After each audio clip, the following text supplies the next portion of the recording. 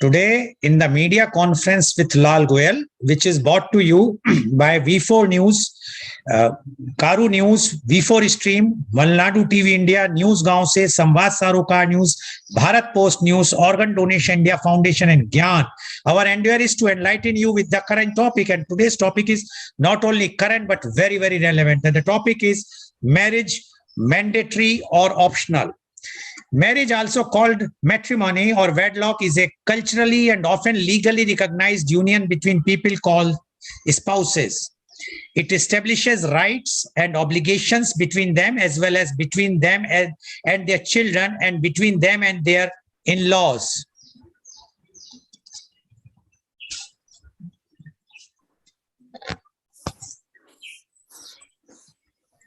It is considered a cultural universal, but the definition of marriage varies between cultures and religions and over time. Typically, it is an institution in which interpersonal relationships, usually sexual, are acknowledged or sanctioned. In some cultures, marriage is recommended or considered to be compulsory before pursuing any sexual activity. A marriage ceremony is called a wedding. Optional marriage or live-in relationship is a kind of arrangement where a couple decide to live together.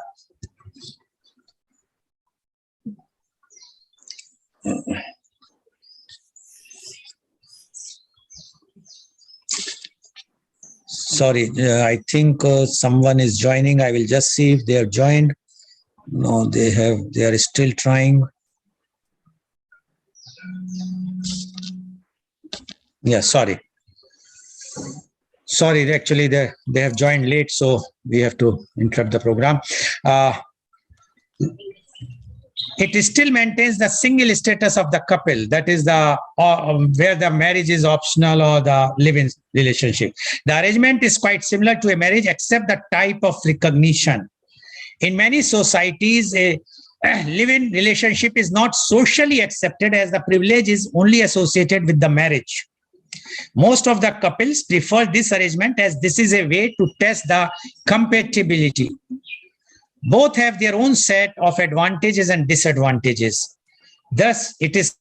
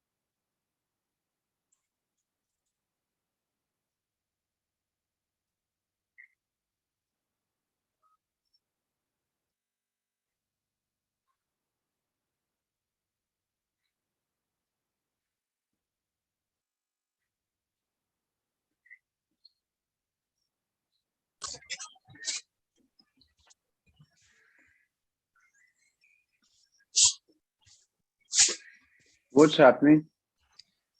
Yeah, one moment, please. Problem with my network. Now, Everyone's network is problem. so sorry for this, another interruption. So there is social validation that has its own appeal and satisfaction. However, live-in relationships are the new and ongoing trends among the youth, and that gives them the freedom to live with their partners without any pressure of arranged marriages. Both of these socially constructed institutions of love and relationships have their pros and cons. In context of the Indian society, living with someone before marriage is still treated as a taboo, especially in a man-woman relationship. It corresponds to the idea of virginity, especially of women, which is considered violated if and when she engage in a physical relationship with a man before her marriage. She is then seen as someone impure or unholy, which is a traditional thought but widely accepted. This is why a live-in relationship is highly criticized by the society. In contrast to this, a section of the youth may not agree with what the conservative side of the society has to say. They feel that live-in relationship gives them the sense of freedom as well as the feeling of a conjugal life without the restrictions posed by the institutions of marriage. In a live-in relationship, one can live or stay whenever he or she feels things are not working out. But marriages can take a toll as they meant to be together for lifetime, or in the Indian context, for 7 lifetimes.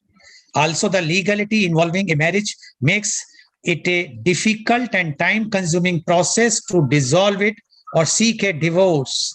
Marriages are said to be made in heaven, and this is what the majority of the people believe.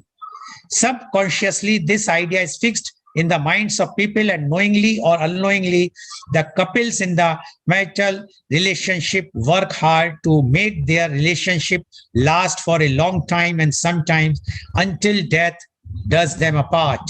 Therefore, marriage are a more stable form of a relationship. In contradiction, a live-in can be too liberating at times. With no restriction, there are more possibility of instability and insecurity. So basically, whether the marriage should be mandatory or optional, we will be discussing this in our next 1.5 hours. And we have a very elite, knowledgeable, experienced, and those who are leaders, thought leaders in this particular field, the marriage, mandatory or optional, our panelists are. I would like to invite my first panelist guest, Dr. Rajiv Anand. Dr. Rajiv Anand is a senior psychiatrist and marriage counselor. Dr. Rajiv Anand passed his MBBS in 1976 and did MD in psychiatry in 1980 from King's George Medical College, Lucknow. He opted to serve his country when it was very common to settle abroad for brighter future. He has been serving society with his base in Mumbai. He has clients all over India as well as in Mumbai, as well as in many other countries. He was honored with Lifetime Achievement Award by AMA. He has conducted more than 3,000 workshops for different groups and companies with audience size of 10 to 800. His television program on various channels have been widely appreciated for his forthright and practical approach. He is leading in the field of mental and emotional well-being for 41 years. He was president of IMA for 2 times.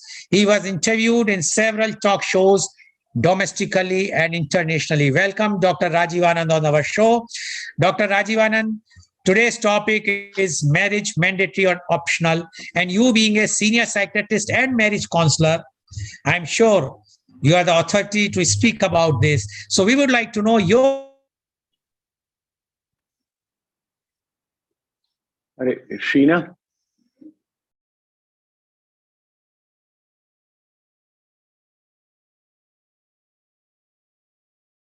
Shall I start? Am I audible? Somebody would wave back at me because Mr. Lal's video has gone away. And should I start, Mr. Lal, in case if you can catch me? I think to save time, I can start. Sunita, am I audible? Your voice is not coming. I was on mute. Okay. Fine. You're audible. Fine. Good morning, Mr. Lal, and welcome Kisle Bora and Dr. Sunita Banerjee and Samindra Samant. Hello. Good morning.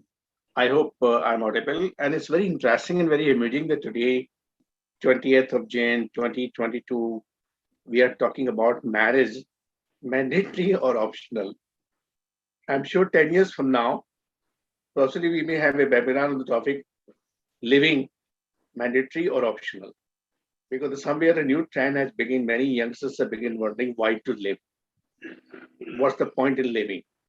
As if they have bought the life from a shelf in a department store, as if they have a right over their life to live or not to live, and they can throw it away.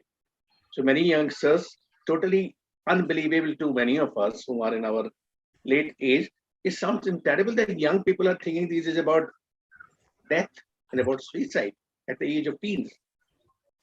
It looks more ridiculous when sensible people, grown-up people, educated people, decent people, apparently sound-minded people, these days are wondering whether to marry or not to marry. Mr. Lal will say, I'm an authority on marriage. I refuse to accept it because the marriage which I have understood in my early days, formative years, that were different concept of marriage than the marriage now. And every day, my belief in the institution of marriage is shaken by certain people, not all. Like one of the recent example is a couple came who were living together for 7 years. And 16th day of the marriage, they wanted to go for divorce. And the reason was we are not compatible. We are not meant for each other. We are opposite to each other. We can't stand each other and we can't stay together. Well, they have lived together 7 years and they wanted divorce. Before that, I had also encountered a lady, a chartered accountant, got married on Sunday, and Thursday evening she forced an appointment, accompanied by her sister and brother-in-law, who were all decent, educated people, professional. And she wanted divorce, fourth day of their marriage. And she was regretting that she didn't find the husband as she had expected. Now, what is happening in the scene of marriage? Are we thinking that we have something in our hand, in our wallet, we can go and buy something of our choice? And if the thing what we get thing is not of our choice, we can return it, or we can weigh pros and cons and we can read the reviews. Something very funny approach is happening about the marriage. I find it amusing. Why marry? People ask these days because they are being influenced by every day you open newspaper, including today, and Bombay Time tell you about who is getting married. Nobody writes about the age. I'm sure Dr. Sunita has a lot of celebrities as her clients. Many of these people are getting married post 35, post 40, and they have lived almost 20 years or more than that of their adult life. God knows how and with whom and how much and what not. I'm not mentioning about the physical aspect of marriage, which Mr. Lal brought in the beginning. I'm mentioning about the emotional aspect. In fact, I would rather lay less emphasis on the physical aspect than on the emotional aspect. If people have lived 20 years before marriage with X or Y or Z or A or B or C, what is left about the emotions? I have a client who is just 27, and I know her for the last 9 years, ever since she was 18. And she has had 7 relationships. She has had 6 boyfriends and 1 husband and 1 divorce between her age of 18 and 27. Each of the relationships have lasted 1.5 years. I look at her life and I wonder whether more and more people these days are finding that they are incapable of entering into a healthy relationship called marriage. Are we gradually turning into a very odd and very not so pleasant analogy of are we turning into the guest house or a hotel? People can come and stay in our life for as long as they want, and they can pay the price for staying in our life emotionally and whatever else not. And then they can leave when it's not convenient, creating the space for someone else to walk into. Isn't it that many people are finding it's better to have a boyfriend number 1, 2, 3, 4, 5 and have a mutual contract renewable every year or every 2 years rather than having a husband who would expect a lot of responsibility? Are we pushing ourselves more towards celebrities who may have different compulsions, whether in the advertising industry or the film industry? They may have different compulsion, maybe professional compulsion. I may know less about it, that they have to delay their marriage, or they have to get married in 40s, or they are not fascinated with the early marriage because it may come in the way of their profession. which many girls admirably are also waking up to the reality that it's better to get married earlier rather than keep on delaying it. Yet there are sizable number of celebrities in all fields from here to Hollywood who delay their marriage. Are we going to decide how they will guide our life, married life? As such, we have handed over to them what we eat and what we dress and how we live the respect life is the most intimate relationship of our life called marriage. The intricacies of it to be decided by them, and do we trust them to be all knowledgeable, very experienced, very wise in this matter? And do we trust them that they have really sound experience to guide us on this matter? I'm afraid many of the people who are listening to this program, including all my panelists, co-panelists over here, Samitra Shramant, experienced lady counselor, Dr. Sunita Banerjee, in the field for the last 30 years, and Isli, very well-known artists, and Mr. Goel, who have conducted for the last 2 years more than about 700 programs. So, are we ready to believe that each and every part of our personal life to be determined, to be dictated by these people who are hollow? Maybe some people may not like my comment of hollow. Had they not been hollow, they would not have made their life as shallow and as easy to enter by anybody and as easy to exit by anybody. Marriage is much, much more than what Mr. Lal floated the idea about physical closeness. No. Marriage is much, much more than physical proximity and access to each other's body and celebrate physically. No. Marriage is much more pious. In fact, if I look at it from a slightly different perspective, if one is not married, one can't give the best out of her or him. If one is not married, imagine an analogy. This is for my lay viewers. I often say that a single wheel, how far it can go? Single wheel, how far it can go? 5 meters, it will fall down. Well, if the wheel is aligned with another wheel, and if it is part of a train, part of a bus, part of a truck, part of a car, it can go thousands of miles. Well, single wheel alone would fall aside beyond 5 meters. What give power to go 5,000 meters, from 5 meters to 5,000 meters? 5,000 kilometers, Bombay to Assam, it can go. What gives us power? The counterbalancing. Each wheel, which on its own can't go far, well aligned with the other wheel, empower the other wheel. And so do the other wheel, which itself can't go far, well aligned with the first wheel, empowers it and takes it far to the 5,000 kilometers. So we alone are not that powerful as with someone whom we care for. And if in this world made of billions of people, we can't alloy, or we can't align, or we can't mix, or we can't sort out our differences with one person, physically, emotionally, spiritually, intellectually, with one person with whom I can surrender ourselves totally, that you and me are one. You and me are one. Least differences. Bound to have differences. We have a separate body. We have different kind of needs. We have different mind. We have different ego structure. We have come back from different background. We have had many experiences, grown up from the childhood. Most of the experiences have not been sorted out together. We have a huge backlog of unaddressed, unresolved experiences. Each one of us is working within, struggling within to straighten out many complexes. Agreed. But the relationship called marriage is meant for helping each other grow out of it. So if I can summarize my first part of talk, marriage is not celebration at the physical level, what many people think popularly it is. No, it is not. Marriage is learning together for a huge time, growing together. I'm sure Samitra, being a counselor, would agree with me. Learning together for a lot of time. Learning together means walking together. If any one of us have to go together in the forest, 2, 3, 4 hours easily would pass by and watching the scene, hearing the birds' voices. So much is there in the life. Learning together, then growing together, then understanding together, and then sharing a lot with each other. Then come the option of loving each other. Loving each other, and then come the question about making love with each other. That may be the fifth station. But somehow most of us, self-appointed expert in our life, we begin with making love. We begin exploring each other's physical differences. We begin asking other person to submit to me her entire body, and me to her, and we call it fine. We are right because we are adults. We are not realizing it. Most such marriages are collapsing. So more and more people are losing fascination for the marriage, driven by the serials, driven by various programs on the electronic media. People are getting dissuaded from marriage. What are they left? Why we should get married? Married people fight with each other. Married people don't respect each other.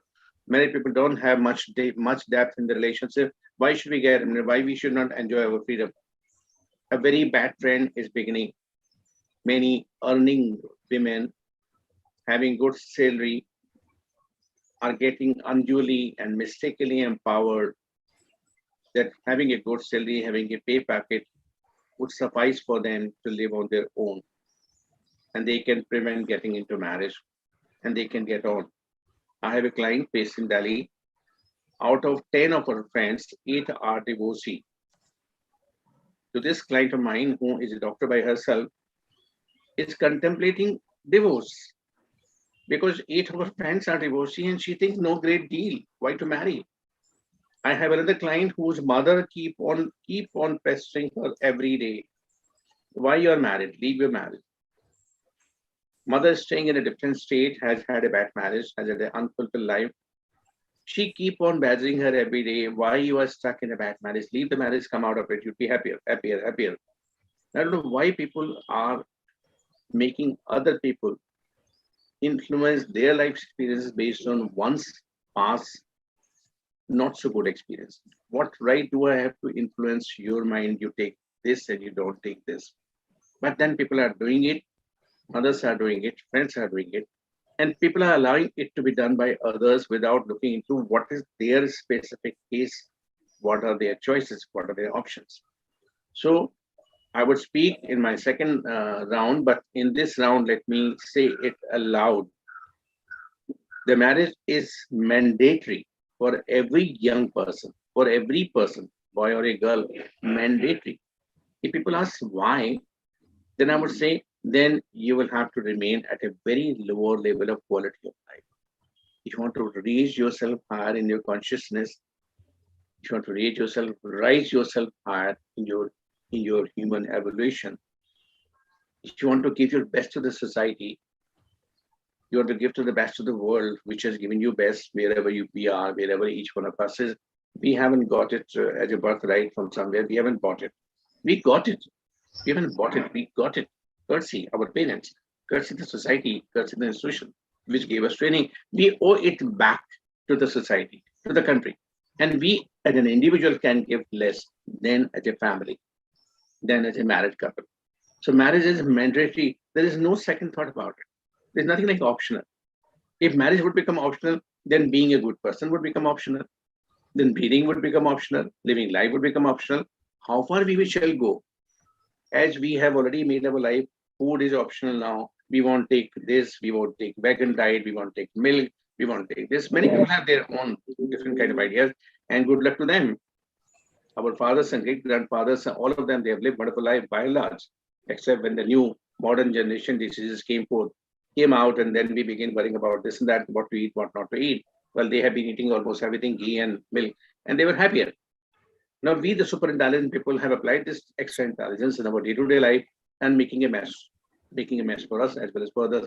So all young viewers, whichever part of the country they are listening to, I understand 7-8 states as well as abroad, this program is beamed, and commendable part on the part of organizer, that wherever people are listening to this program, no second thought about marriage. You don't know what you are going to lose. You don't know what you are going to miss. You don't know what you're going to lose out on the experience of being in the married life. Yes, plus and minus are always there, but no question about, no second thought about marriage, mandatory or optional. There is no option about marriage. So I am handing over to Mr. Lal, and would look forward to the second round. Thank you. Thank you very much, Dr. Rajiv Anand, for giving views. And Dr. Rajiv Anand is very, very strongly saying mandatory, marriage is mandatory. And he says it's not only a physical thing, it's an emotional thing. You have to give back to the society, and many things which he has mentioned with his own experience. He has mentioned how his clients initiate all the experiences. I need not to repeat that. Thank you very much, Dr. Rajiv Anand. Definitely, when I will come in the next round, I will ask some difficult question on this, which you have mentioned about that, about the mandatory marriage. We have to examine in all the skills today. So thank you very much. Now I would like to invite my next panelist guest, and she is Dr. Sunita Banerjee. Dr. Sunita Banerjee is a renowned anti-aging and family physician at Mumbai. She received her MBBS DGO degree from the Armed Forces Medical College in 1982. Emerging from her studies, she started a successful family medicine practice in Mumbai in 1989. About 15 years ago, Dr. Sunita received extensive training and aesthetics in London. Upon her return, she started Health Statistics, a clinic that focuses on today's major medical problems related to genetic testing, lifestyle, beauty, health, and aging. Dr. Sunita has been attending anti-aging conferences worldwide. She has lectured in Bangkok for many years and also in Malaysia, Bali, and in India on topics related to anti-aging medicine. Her focus is on aesthetics and BHRT, bioidentical hormone replacement therapy.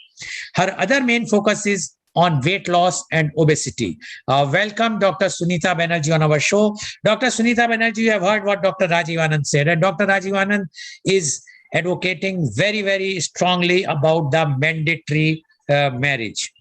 We would like to know your views on marriage, mandatory or optional. Dr. Sunita Banerjee, please. Okay, I've heard very closely what Dr. Rajiv said. Maybe we belong to that old school. That is a possibility that we might agree that marriage is mandatory. But let me put the arguments for both, and then maybe the audience can decide. So when the French poet and philosopher first coined the proverb, one man's meat is another man's poison, I'm sure he wasn't thinking of marriage. But for me, I think there is no better way to describe what marriage is. It could be a beautiful experience for someone, and it could be an extremely toxic experience for somebody else. So this depends on various factors, which I would like to talk about. Now, before I say that, after treating thousands of patients, I have realized, and we all know, that stress is a very important part in causing chronic diseases that we see around us. And stress, the most important cause of stress, when I go deeper into a patient's history, is because he or she is trapped in an unhappy marriage. So it's very important that if we need to heal, we need to get rid of the stress, and therefore look at a marriage, whether you are in an unhappy marriage. And if you're planning to get married and not planning to get married, you have to take a decision based on certain factors. Now, marriages, we all know, has been around for centuries. More than 2000 BC, it's been there. And it has lasted. The very fact that it's lasted across the globe, across cultures, is because obviously it has something it brings to the table, right? It's only in the last few years, I would say last 15, 20 years, where the decline is, we can see there is a decline in the marriage rate. In fact, in India, the rate has gone down in the last 10 years by 10%, which is there. So we can't say that marriage is a dying institution, but definitely the rate of marriage has come down.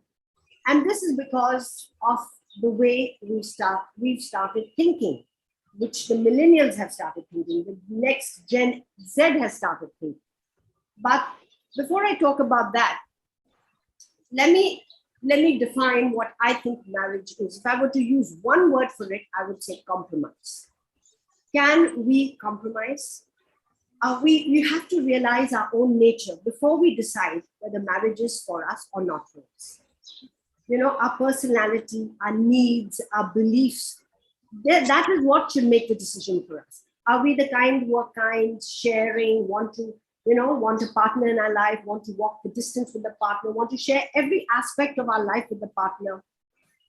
We have the same value system, we enjoy doing the same things together, maybe music or whatever, watch theater or whatever. So whatever, if we are that kind of a person, and definitely if we want children, then for us, we should be thinking along the lines of wanting to get married. Because marriage has many benefits. It brings stability, security, and companionship to all of us, yes, as we can see. And the other benefits, of course, on the physical, social, emotional level also, it fulfills us. And children get a social acceptance. So if you take all these things into consideration, then marriage is a very important part of our life. As they say, birth, death, and marriage. That's the third most important. But to be married is not easy. Marriage requires constant work at it. People think that, okay, this is what I want from a marriage. But we always have to take a step back and see, what are we willing to give for marriage? Only then can a marriage work. To me, a marriage is like a plant. You have to keep watering it. If you just keep looking at it and saying, no, it's all okay, everything's okay. No, it doesn't work like that. You have to keep putting into it. Only then will it bloom and give you flowers and fruits and, take you to another level, as Dr. Anand said. It can take you to that level.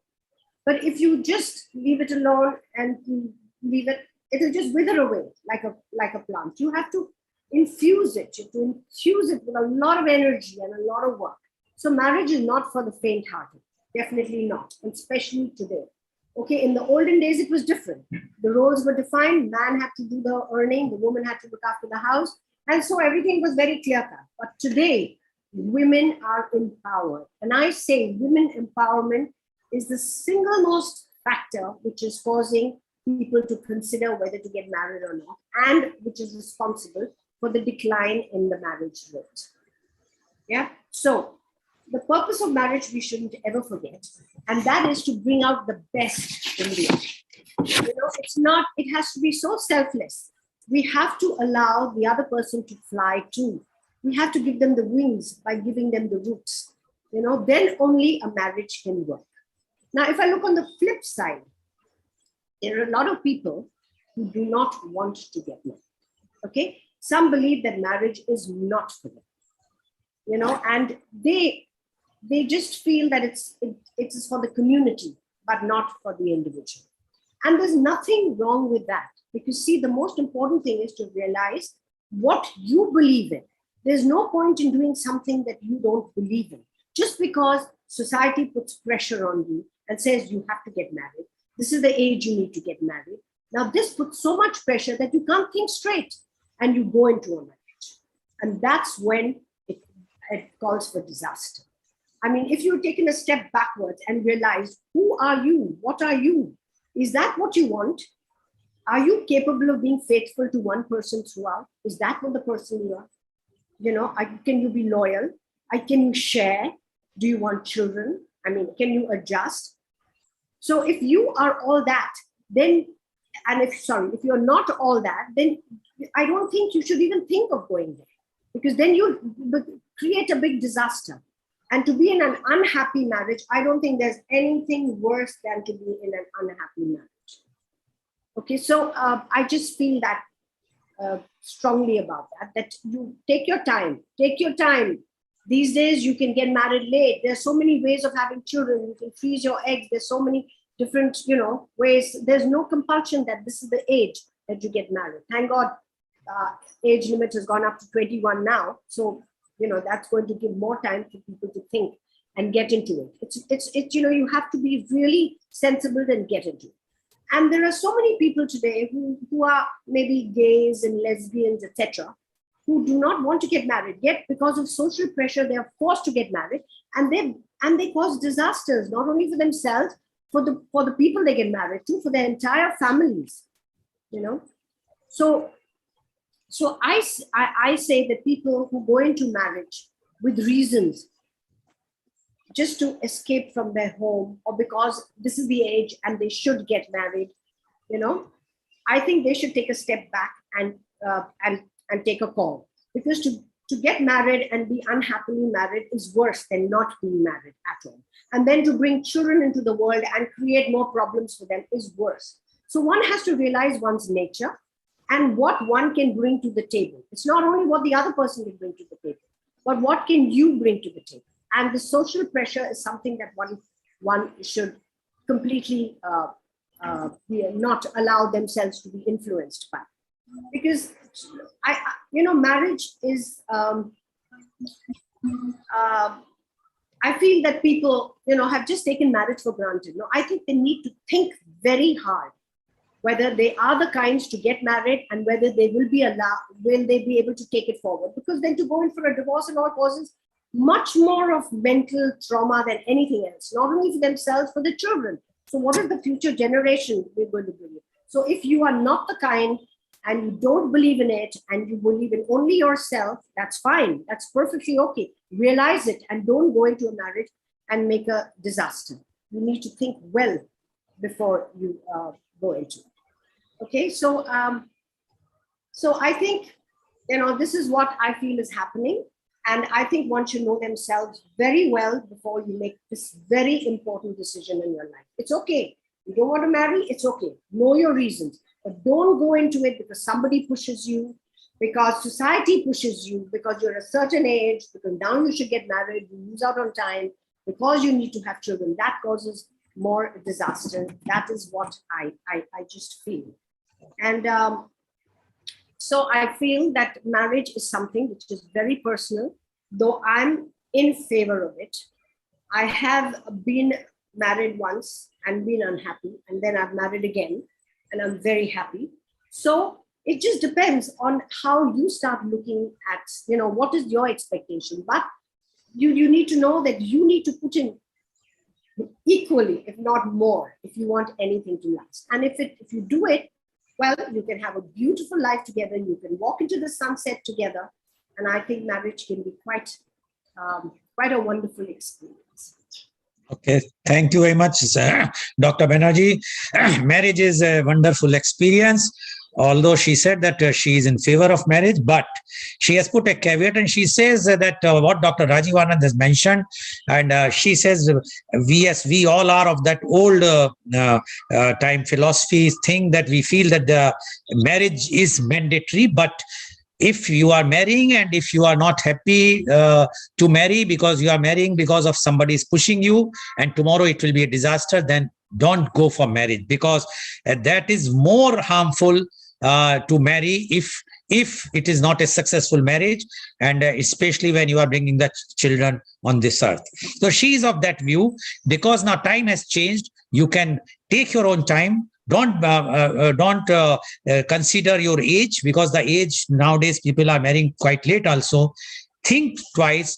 Think that whether you are suitable for marriage or not, whether you are capable or compatible, and you will be able to adjust yourself, then only marry. Otherwise, if you will marry and tomorrow it will be a disaster. So according to her, don't marry, but she is in favor of marriage. So she has given a balanced view, and she says that viewers have to decide. So thank you very much, Dr. Banerjee, for giving your views. I would like to invite my next panelist guest, and she is Miss Samindara Sawant. Ms. Sawant is a renowned psychologist and therapist at Mumbai. She is the founder director of Disha Counseling Center. She is a psychologist at Mera Man Foundation. She is a regression therapist, transformational growth therapist, RECBT practitioner, author, chartered psychologist of British Psychological Society. Ms. Samindra Sawant specializes in psychodiagnostics and clinical assessments and has considerable experience in child, adolescents, marriage, as well as family psychotherapy. Ms. Sawant has extensive experience in conducting workshops and training and has worked with various populations like students, parents, employees, teachers, and so forth. She is author of 2 books on mental health.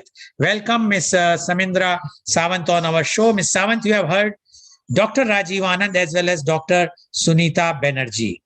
Both are in favor of marriage, but Dr. Rajiv Anand says mandatory. Dr. Sunita Banerjee says optional, means marriage is preferable, but you have to decide yourself, then only marry. It should not be disaster. So both have given their views. We would like to know your views now on this very, very important and relevant topic, that is marriage, mandatory or optional. Ms. Samindara Sawant, please. Thank you, Mr. Goel. And it's been extremely enlightening to hear the views of both Dr. Anand and Dr. Banerjee. And my thoughts are going to evolve around the same lines. So I think gone are the days or the times when it was believed that marriages are made in heaven. As we've all experienced, today's youngsters believe in creating their own happiness. And this holds true for intimate relationships as well. with each generation, we have seen the institution of marriage undergo changes, evolve and mature and take many, many forms. Conventionally, the way marriage was created, it was two people of the opposite sex creating a life together with the blessings of elders and society. Today, we see couples in many formats. Yes, in our country, many couples are still more comfortable with the conventional marriage format. Yet, more and more couples we do see are leaning towards live-in relationships, towards what they call as open marriages, or simply co-parenting partnerships. We come together to co-parent children, but other than that, we live our independent lives. We have same-sex marriages, or many simply choosing a happily single life. Right? So we're seeing a lot of different ways in which people are coming together. And that brings us really to a key question that you have tried to get us all to respond to in terms of how important is really marriage in life. Has it become an obsolete institution, simply a dated structure that no longer has place in modern society? That's what a lot of youngsters today believe. Or is it still one of the cornerstones of family and social well-being, which is what most of us professionals do seem to still believe? And there could be many perspectives to it. You ask any youngster and they will tell you marriage is merely a formality. A strong relationship, a strong partnership is what is more important. You ask any parent, of course they will tell you they want to see their kids married and within quotes settled, right? You speak to different professionals, and anthropologist will tell you marriage is society's way of ensuring procreation and satisfaction of sexual urges in a civilized way. Psychologists will tell you a different view. So I'm going to try and give you perspective from the psychological and emotional point of view here. And here I would like to quote a lot of developmental psychology research that has gone on over the years, which says that as human beings, each of us goes through certain stages in life. Right from birth through childhood, adolescence, adulthood, and eventually old age, we pass through a series of ages and stages. And as famous psychologist, developmental psychologist Eric Erikson has said, in each stage, we have to master certain things. Forming intimate relationships also is one such skill that we eventually learn to master. Usually, by the time most of us reach late adolescence or young adulthood, we are emotionally and psychologically ready to connect with another person at a deep and intimate level and move on to what has so far been the next logical step in the sequence, marriage and creating a family. So in short, what this means is that creating intimate connections with another person is perhaps a deeply embedded human need. And marriage has been for centuries the society's approved way of meeting this need. Yet the institution of marriage per se is a structure, a format that more and more couples today feel is no longer necessary for them to meet this need. The youth of today, in my clinical practice, when I work with couples who are considering being together or who are married already, most of them feel that they don't need the stamp of marriage to prove their commitment or togetherness. As a mental health professional, my view is that yes, having a significant other in your life, someone you feel is your person, is certainly a key need for many, if not most of us. As the eminent psychologist Susan David has recently put it, the human brain is wired for connection. Whether we choose to follow the conventional path and get married to this person to whom we feel connected is entirely a personal choice.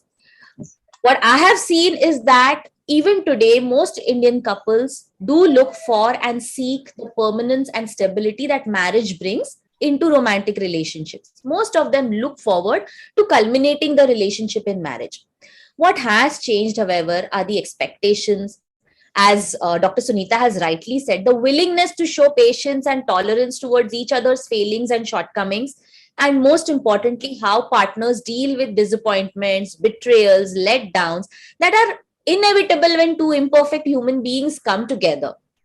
As long as it's the couple's choice whether to culminate their relationship in a marriage or not is more or less a personal choice. So in short, my view is yes, connection and togetherness is certainly mandatory. Marriage, however, is a concept. It is an idea. It is a vision. It is up to each couple to create their own version of this idea, to adapt it, to personalize it to their idea of togetherness. What is important is that each person, each partner in the couple has equal space, has equal freedom of expression, and equal opportunity to grow in the relationship as well as individually. What is not okay is for individuals to feel pressured, coerced, or manipulated into marriage for the sake of marriage. That for sure serves no purpose. Getting married to someone who's incompatible, or staying married to somebody who you later find out is unsuitable or incompatible, only creates personal and familial unhappiness. And in fact, we have seen that it can lead to intergenerational traumas, because unhappy marriages create unhappy individuals and beget unhappy children in unhappy homes. What is important is for you to have clarity on your contribution to the success and failure of the relationship, the role you play, and taking ownership for this role and contribution. Beyond that, whether you choose to call it a marriage or whether you choose to be together, I would say is a personal choice and a decision. Okay, thank you. Thank you very much, Ms. Sawant. And Ms. Sawant has clearly mentioned that it's your personal choice whether you want to be in the marriage or get together or to live together. This all depends, because she says that if you are marrying someone and if you are not compatible to him or her, then it is going to not only create a problem for you, but it will be for the intergenerational problem. And she says that it is better that we must assess and see to it that we are marrying to a compatible partner. Thank you very much, Ms. Sawant, for your views. Now, I would like to invite my next panelist guest, and he is Mr. Kisale Vora. Mr. Vora is a visual storyteller. He is a graduate from Sir J.J. School of Art and practices multidisciplinary art forms like painting, sculpture, installation art, and conceptual art. He started his career in advertising. From there, he moved into spatial art, working with many hospitality companies, creating art and environments for their discotheques and specialty restaurants to connect to youth through his art.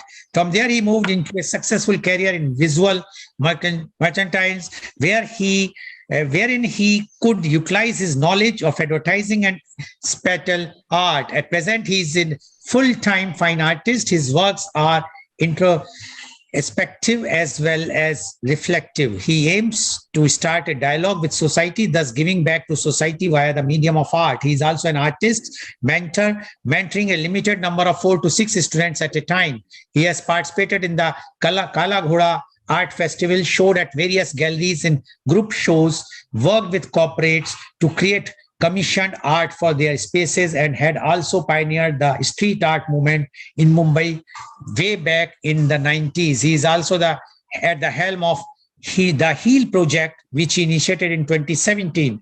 It's an art endeavor that is aimed at creating awareness and empathy for the sorry state of our urban trees. It is one of a kind art movement that has gone international.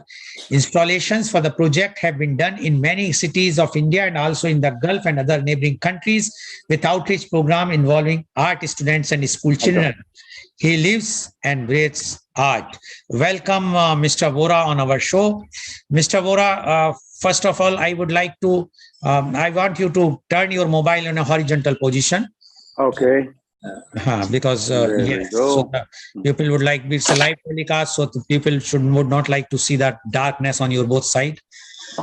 Yes, right. okay. Interesting. Just stabilize the mobile on the table. Yep. Yes, please. Is that yes. good?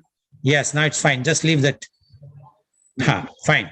So, Mr. Vora, you have heard the views of Dr. Anand, Dr. Banerjee, and Ms. Sawant, and they have expressed their views. Dr. Anand, mandatory marriage. Dr. Banerjee, optional or mandatory, both, whichever is compatible. But Ms. Sawant is in favor of marriage, but not that much. She says it is up to you what you want to do. Now, we would like to know your views on marriage, mandatory or optional. Mr. Kisale Vora, please. Thank you. Very, very interesting take. And with these kind of knowledge people, when talk about marriage, I I'm an artist, so I can only give my point of view more than my judgment on marriage without marriage relationship. I can only speak about how I feel. I'm very least experienced with, with Dr. Rajiv Anand, with probably a few thousand people, and every day the understanding and he's a knowledge bank is actually he's the Bible of this entire subject. So, well, I'll try and add what I feel. I feel as an artist that marriage is a word, relationship is another word. They are just simple events, and the perception that we create around it is what creates a situation. So I would say there's a lot of I would use the word. I use this word anthropomorphism in my art. Anthropomorphism is a human ability to give human attributes to inanimate objects, and we kind of create a line and we make a national anthem for it, and that's it's a human attribute to it, or to human attribute to having dogs marriages and all that, because we want them to be like us. Because this is how we relate to your feelings. Having said so, anthropomorphism. So first, biggest problem is when we speak about marriage or relationship. The perception that we have created when we project on people around us. So whether it is workable, it is not workable, whether it is the right thing to do, not right thing to do, that is a very superficial way for a common man to. Common man has, okay, I'll jump to another subject. Common man lives, or I live in a everything is an external frame of reference. Either it is romanticized or it is criticized for me, and I have created my perception around it. So for most of us, marriage comes with a rule book. That marriage means this. So that rule book is fake. It's fake, and most of us feel that how we see things, how we see marriage, how we see our partner, how we see relationship is true, but it's not true. It's a perception that we have created in our mind, like art. It's an absolute perception. So perception needs to be altered multiple times. So there has to be a solid and robust structure supporting the right perception, the balanced, the healthy perception. And that's when the psychological help walks in. Having said so some people I've heard saying through the marriage that how much I do for you, how much I do for you. So fundamentally, if they have to do so much for someone, they are already out of marriage. Unless and until they say, I enjoy doing every bit for you and I would like to do more for you. Okay. So the entire concept changes here. And all of a sudden, person starts seeing the entire effort which is put into a marriage as a beautiful experience. Or otherwise, if the perception is wrong, then the entire effort put in the marriage is seen as an investment, and it is an unpleasant experience. It's a tiring experience. So going back to anthropomorphism and in projection, so most of the people, they carry this entire perception with what they know what marriage is, what they know what freedom is. And you know how definitions can be misleading. The definition of freedom, say for some people, is wearing revealing clothes. If they're allowed to wear revealing clothes, that means it's freedom. For other people, that's not how it is. And I have lived in a countryside and I've lived in a metro.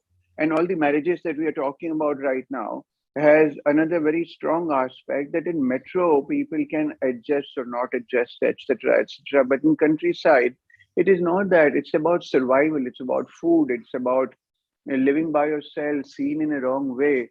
So there is another altogether another aspect to marriage when we cross metros. Altogether another aspect that needs to be seen separately. Um, Now I'm talking about when we talk about definition. So the definition of what freedom is so strongly misleading at times. For me, it's so strongly misleading for people like me. And taking care of someone, um, saying it's okay if you wrong, okay, is not freedom. Freedom is, this is how it is perceived. You know, freedom is perceived as being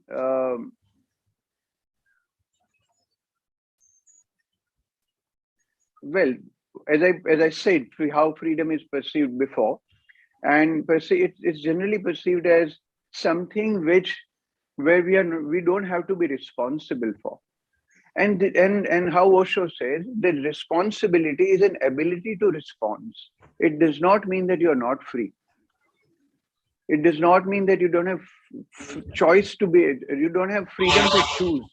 You have freedom to choose, but you have a beautiful ability to respond to a situation, respond to someone who's not well, respond to hold someone with you together, and that's an ability to respond. So definition of freedom is another problem. I'm coming from anthropomorphism. I'm coming from improjection, that we improject what we feel, we improject on other people, and we create a perception which is either toxic or it's beautiful. So now when we speak about whether marriage is good or a relationship is right or which is better, a person has a wrong perception of a relation of responsibility, that it's difficult for that person to be happy either in marriage or in a relationship or in a job or in friend circle, because it is their nature to see things wrongly. And how do they see it wrongly? It's not that fault, because the kind of romanticized, how they romanticized freedom is unhealthy. How the person has perceived freedom is unhealthy. And somewhere in the past, marriage did not mean no freedom, because I know in countryside where women rule the family. Husband goes and work. He's a robust man. He brings home survival. But one word from his wife, an entire family listens to it. And no man comes home and keeps celebrating how successful he is outside, how successful he is outside. And they generally speak about food. They generally speak about what's good in the house. Here, the perception is that you are admired and appreciated only outside the house. Inside the house is functional. Talking about functional, I have done a series called Second Chance, where humans have abilities to let go of beauty from anything that we attach function to. And talking about function again, marriage all of a sudden turns into function. Why? Because it's an external frame of reference. Marriage comes with a rule book. It's a perceived rule book. And that perceived rule book is what men and women retaliate towards. But does that rule book exist? No, it doesn't exist. It's same as a relationship without marriage. Marriage is just a word. The rule book does not exist. So rule book is an external frame of reference that we tend to take it up on ourselves, and this is how marriage should be because I believe so. No, I don't believe so. I have been made to believe so. So marriage is a rule book. No, it doesn't have a rule book. It has a beautiful feeling of responsibility and ability to respond. So that part I would hold very strongly to. And then of course marriage, the how much I love you and how much I don't love you and how much I have to do for you, and I'm not gonna cook or you're not gonna cook and I'm not gonna cook, and there's such a perceived idea, and people are feeling threatened with the rule book. So the second they get into marriage, they think that this is going to be a rule book which will be put on the table, and both will have to abide to that rule book. And that rule book is a problem. Otherwise, marriage goes or relationship, they both are absolutely similar. These are just words. These are simply words. Marriage is a word. Relationship, I mean, no, I mean, I don't know what to say. A relationship without marriage, these are just simple words. And marriage is a celebration, okay, to mark the union of beautiful two people who have ability to be responsible. And that's what marriage is all about. And that's when the entire situation is like, I will do so much for you and you do so much for me, and I'm going to enjoy that, and I'll do more for you. And I'm going to enjoy that. You appreciate it or didn't appreciate, if that question comes, then I'm investing into any relationship. Investing is the wrong word. Enjoying that entire activity is the whole idea. So investing into anything, into bandagi, into prayer, into in a shrine, so that you get punya, so that I would get some fruit out of it. It kills the entire joy of bandagi. It kills the entire joy of bandagi. I tell my students that when you paint, don't paint with performance pressure, that eventually this painting should be good. Remain in a Buddhist way, like no mind meditation. Just be in activity right now and celebrate it. And once you celebrate it, the end result is definitely going to be great. And this is how I think I would see marriage. Everyday activity. Otherwise, it's going to be a stressful effort, because one has to abide to a perceived rule book. And romanticizing freedom in an absolute wrong manner is quite a pandemic right now, you know, and it is very underlying, very deep, and very painful to see that how people misunderstand freedom. So when I'm talking about student freedom and an enjoyable relationship like bandagi or prarthana, I know that when a child starts painting, child is so much in now and touching the paint, touching color, touching the paper, and he's not looking at an end result, has no idea about an end result. Then parents start collecting those papers. And one day one uncle comes home who's an artist, and parents get all those pile of work and tell, beta jara painting leke aao, hamara bacha bhi painting karta hai, with all good intention, of course. And they show it to that man, and that man admires, that artist admires the child. From that day onwards, oh, how do I? You have I know. switch on your video. Yeah. How do I go back to my video? Wait. Sorry. Okay. Are you there? Yeah. Yeah. So then the child starts painting for that uncle to admire, and that's when the performance pressure starts. And all his life or her life, the child paints or does any activity for someone to admire. It filters into the area of marriage also, that if I'm going to do something for you, you have to admire. And the other partner says that I did so much for you and you don't appreciate and you don't admire. The idea is not to appreciate or admire. It's like bandgi. It's beautiful that I'm going to do it because I love you. I enjoy your company. I like to be with you. I'll do this such little beautiful things. It's like when we decor the house, when we create a beautiful decoration in the house, we don't say my house has to admire me. I look at it and I enjoy because I did it. And this is how two people have to get together. Then marriage remains just a word. And if they can't handle this and everything is misguided and an external frame of reference has been seen as this is how marriage, and there's a rule book, which is a perceived rule book that people are threatened with.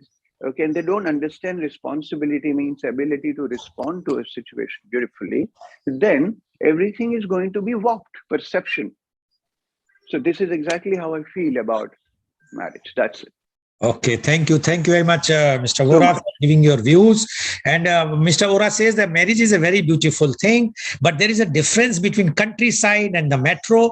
And he says it's a simple word, whether you call marriage or relationship. He says marriage is being celebrated. but there is a performance pressure. People wants admiration from the other partner, and that is where the pressure starts. So one should try to adjust in such a way that it should be done, whether you are in a relationship or marriage. But Mr. Vora has not given his stance whether he wants a mandatory marriage or optional marriage. Mr. Vora, can you just say either mandatory or optional? One word. Mr. Vora, can you hear me? Yeah, I can hear you, but I can't give you one word on Okay, that. okay. Because No issue. Okay, when I Yeah. will come in the next round, then I will ask you. Correct. Now, thank you. Now, before I will ask the question to Dr. Rajiv Anand, in a lighter way, I will just tell one thing, Dr. Rajiv Anand. He appealed to everyone that if you want to become big, please go for marriage. I will give few names. We follow all of them. You also follow. Prime Minister, our Honorable Prime Minister, Mr. Modi, Rahul Gandhi, Jayalalitha, Yogi, Mamta Banerjee, Lata Mangeshkar, Salman Khan, etc., etc., etc. So this is in a lighter vein, just to tell to our all the viewers that decision is yours. It all depends. If you are happy with the marriage, fine, go with the marriage. Otherwise, you can become big even without marriage. When our Honorable Prime Minister is doing so well, and everybody knows, and about Rahul Gandhi and about Mamta Banerjee and Yogi and Lata Mangeshkar. Anyway, now my question to, not my question, the question is from Mr. Dulichand Kharel, the National President of Bharatiya Sarkar Sangh. He has asked one question. To stop hybridization in our culture, marriage must be mandatory at the age of girls 18 and boys 21. Otherwise, we should accept Western culture in entirety, but must stop that dual behavior and to show and eat ivory tusks. Do you agree, Dr. Rajiv Anand, with this statement or question? Welcome this question, but age is not the only criteria for maturity. There are people who are 50-year-old emotionally not mature, and there are girls who are 18-year-old emotionally mature. And to go back to two things, Mr. Goel could take pains to gather the names of half a dozen people who are not married and yet they have risen in their personal career. And I could possibly take few thousand names and without much effort who are successful even after getting married. So marriage is something different than what appears to be the eyes and the face and the voice and the figure and the features. Most people, and that may include many of us sitting over here, may have a lopsided idea that one should enter marriage based on very, very superficial criteria. While marriage is much deeper, if a simple summary could be provided to anyone, whether you would like to live in a house or on the street, I'm sure the answer would be obvious enough. I would like to live in a house rather than on the street. Yes, to enter in a house, I would do research where, which house, which building, which builder, which plot, which construction, how long this house will last, whether this is a hut or this is a guest house or this is a hotel, this is a sound building, sound builder, so on and so forth. Marriage is something which is to last 50 years. Many of us do enter into it without much research. We'll end up with the unpleasant, bad, painful, bitter experiences. We pass it on to others, so we try to claim to others that this is what I have learned, you should not do that mistake. No. Most of us do not spend sufficient time before getting married, so we pay the price later on.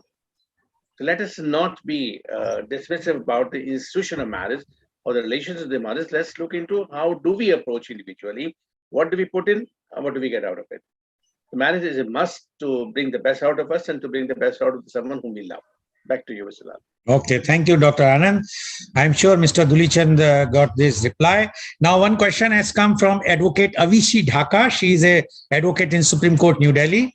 Today's topic is quite interesting, so people have sent some questions to me. This question I'm giving to Dr. Banerjee, Sunita Banerjee. When one should decide that they are mature enough to marry, when is the right time and how to decide? That is a very difficult, as you all have mentioned that one should be compatible, and you also mentioned that one should see, but when one can understand that I am now mature enough to marry. Please unmute. So according to me, there is no such one age, okay? Because it depends on your levels of your level of maturity and your outlook to life. I mean, you can be 50 years old and still not, understand what this concept is of sharing, of giving. It's not only taking, it's giving. So if you feel that you are not made that way, then I don't think there's any age doesn't come into it. But if you really want to enhance your life, because I believe it can enhance your life, provided you've got the right partner with you. Okay. And to get the right partner is not only to get it, but you have to be the right partner too. And I think that these things can be ironed out along the way. So there is no age for it. It is when you are mentally prepared to share and you understand the importance and the benefits and how you feel. If you life is a tough journey. If you have someone to share it along with you, it makes it much easier. I mean, in the lockdown, imagine for 2 years you're locked down with just nobody. It can be quite lonely. So it has so many advantages, but you have to understand for yourself. It's a very individual thing. It depends on your level of maturity. Okay, thank you very much. And now my question goes to Ms. Sawant. This question is also from Advocate Avishi Dhaka.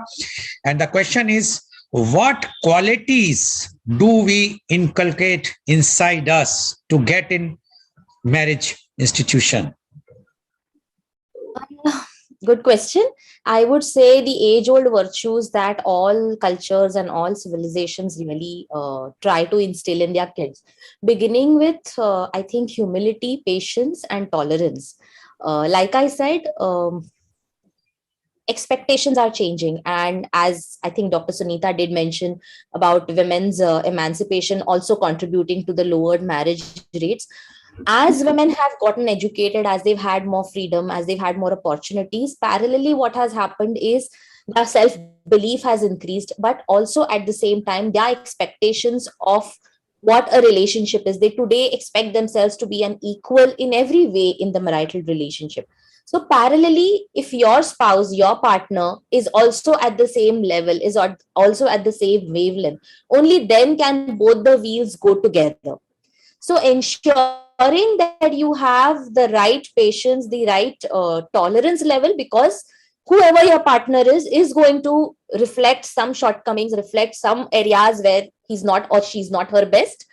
And also a willingness to be humble, to be accepting, to not constantly seek approval and validation, but to have that self-belief at all times that you're doing your best for yourself and for the relationship. Having this clarity and objectivity towards both yourself and towards your partner would, I would say, be the first quality that you would really inculcate in order to make sure that you have a marriage that is fairly smooth. Okay, thank you, Ms. Sawant. Now my question goes to Mr. Vora. Mr. Vora, marriage, lots of hassles nowadays. Dowry, you mentioned about the countryside, dowry, domestic violence, very prevailing. And even for the legality in other countries, although not in India, but other countries, the domestic agreements have started for those who are living together. So why one should go for a marriage institution mandatorily if he or she can enter in a domestic agreement and live together without any family pressure, Saas, Bahu, Nanda, etc., etc. So many things what we have seen in our Indian society, and without any violence, domestic violence, without any dowry pressure, etc., etc. What do you say about it, Mr. Vora? So, as we spoke about the perception of the marriage and perception of the marriage, and as we spoke about the perception of a relationship, perception, it means that how I see it, and all that needs to be altered with a lot of intellectual hygiene, lot of thought hygiene, lot of yeah. So I'll hold on to that hygiene, and for that hygiene, I'm never ready, because there is in NLP there is a term called association and disassociation. How will I know that I'm mature? How will I know that I have arrived? How will I know that I'm ready to get into marriage and I'll be able to have children and I will be able to be a good father? How will I know? I perceive myself as a matured person. Where do we go from here? So it always needs a very strong support, very strong support. Either the religious organizations have to create, or otherwise previously it used to be joint family and elders used to create that. Now it has its own dysfunction. I mean, everything has its own dysfunction when it is not professionally rendered service. So I think all the marriages in the matured age for the marriage, and one has to go to a professional and say, I'm thinking of getting married. I'm thinking that and there is an assessment to that situation. And this is where it all should start, whether it's countryside or it is a metro, first part. Second part is in countryside, the financial security and all of a sudden after divorce, women wouldn't know what to do, where to go. And how about those situations? How are they going to be dealt with? So whatever conversation we are having right now is very metro-centric conversation about marriage and relationship and all that. So if we talk about all that, if we do not consider countryside, the large part of the world, okay, and only talk about metros, then our conversations have a lot of relevance and validity. If we see it on a global level, then somewhere we are deviating from the real issues. And real issues are not only about compatibility, empowerment, about women being financially sound or not. It has got a lot to do with mental health, physical health, security, social aggression towards singled out women, and how they have to deal with the entire situation, where to get their survival from, what to do with their children, and how are they going to be perceived in the society in a small little town where they live. Okay, and all that. It includes beta hua ki beti hui. So there are so many multiple areas that needs to be looked into, and all that can only be done, as I said, with association disassociation. Like if I have a little dark patch on my face, I'll never be able to see. It's only the other person will have to tell me there's something on your face. So that is disassociation from it. So we need help. We need a permanent and robust help for people to come to a conclusion that why I should marry right now. Okay, whether I'm matured enough to marry right now, and whether it is not an individual decision. Now this always had spiritual help, and previously there was this entire structure that used to kind of support when ship used to get into dodgy water. And but now the perceptions are created about freedom which are so wrong that those support system is started decaying. In that case, I would still say the idea of marriage is absolutely beautiful and wonderful if few aspects are taken care of. One of them is the hygiene of understanding about marriage. It's so cluttered. It needs to be cleared, and it's not to be. Oh. And if it is done, it's a beautiful experience. Okay. And okay. it should be, yes. It should be carried off. Okay, thank you very much, society. Mr. Vora.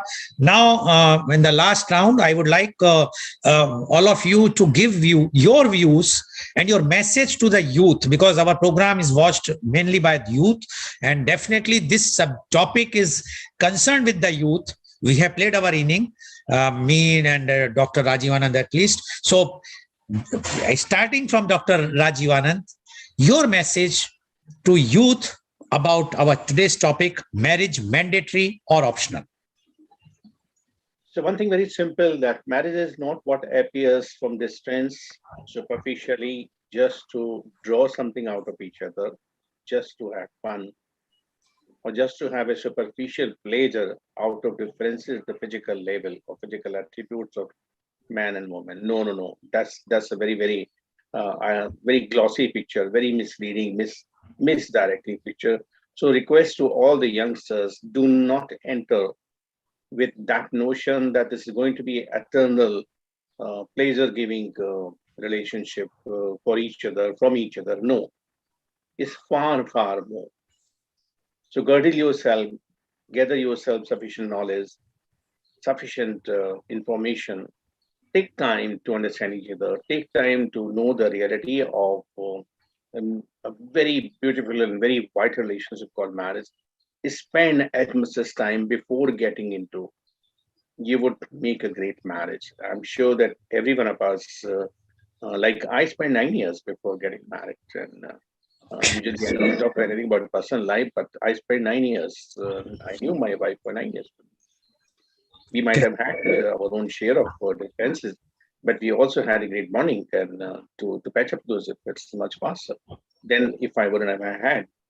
If I have to marry again in my next birth, I would not. I would like to have more than 9 years than 9 months or 9 days, which is current trend these days. A few days and you get into no.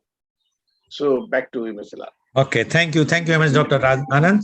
Now, my same thing, your message to the youth, Dr. Banerjee, please. Please unmute. So I would like to tell the youth that marriage can be a beautiful institution if looked at it correctly. But before looking at it, you got to look at yourself. What is it that you will bring to the table? And don't have any unrealistic expectation. It's a difficult institution. It's to be lived from day to day. Do you think you have the jigger to go through with it? As I said, it's not for the faint-hearted. You have to keep putting into it. You have to keep innovating. You just can't put it in one corner of your room. So if you are enthusiastic about it, if you want it to last, if you know the benefits of it, then yes, definitely get married. But don't be in a hurry just because society pushes you. Don't worry about the age factor only. Yes, it's important. It's the right person. So wait for the right person who you want to spend the rest of your life with. And I can assure you, if you find such a person, the journey is beautiful and you'll see the most amazing sunsets. Okay, thank you very much. Miss Sawant, please. What I would like to tell the youth is to marry or not to marry is a deeply personal decision, and let your inner values be your guide. Do not get carried away by popular opinion, by trends, by what your friends are saying, doing, what famous personalities and celebrities are doing. Allow your needs, your personality, and your life view to guide you towards this decision, and you'll not go wrong. Okay, thank you very much, Ms. Sawant. Mr. Vora, please. I would say marriage is not an award, or it's not a reward, and there is no there shouldn't be any phobia of missing out. So one shouldn't get into marriage because of this, again, external frame of reference, that if you're not married, then to fir matlab kya hai? So it shouldn't get into that situation. And so it should not be pushed from an unhealthy space. But yes, with some help from elders, from knowledge people around, whatever accessible help, and one chooses on organically to get married, it is absolutely beautiful. Okay. And yes. Okay, and where there is no trouble, trouble is everywhere. Today we are going through Corona. Does it mean we leave the world? Okay, thank you very much, Mr. Vora. So viewers, we have seen today, all our experts are of the view the marriage is a very, very beautiful institution. But they also put a caveat. Please assess, see yourself, see the situation, but enter in the marriage institution. After assessing, do your research, but don't avoid entering in a very beautiful institutions called marriage. There are shortcomings, as our experts have mentioned, but the shortcomings are everywhere in the life. And if you make your mind, do it, but don't make it is under compulsion or somebody is saying. It is your own wish. You have to take your own decision. And if you feel that you are compatible now to enter in a wedlock, please go for the marriage. Otherwise, till the time when you feel that you are not suitable, wait, take your own time, and then enter. Thank you very much. And today's program has been live telecasted by me, by V4 News, V4 Stream, Karu News, Bharat Post News, Malnadu TV India, News Gaon Se, Samvad Sarokar News, as well as it was shown live on Facebook and YouTube. And in our endeavor to bring to you every day new topic in media conference with Lal Goel at 10:30 a.m. Tomorrow is a youth conclave on banking industry, Gyan Ki Pathshala, and the topic is on youth conclave on banking industry, and we are going to have 12 youth guests along with the chief guest. The chief guest is Mr. Ramnath Pradeep. He is the former chairman and managing director of Corporation Bank, Mumbai. So he will be giving the answers. These 12 youth will be asking questions to him about the banking industry in India. So please tune in tomorrow for media conference with Lal Goel at 10:30 a.m. Thank you very much, Dr. Rajiv Anand. Thank you very much, Dr. Sunita Banerjee. Thank you very much, Ms. Samindra Samant. And thank you very much, Mr. Kesale Vora. And thank you all the viewers for watching our show. And I'm sure today's program is very enlightening. And you have to take your own decision. As one of the panelists says, decision is yours. We are passing the expert opinions and their views to you. It's up to you whether you want to marry or not.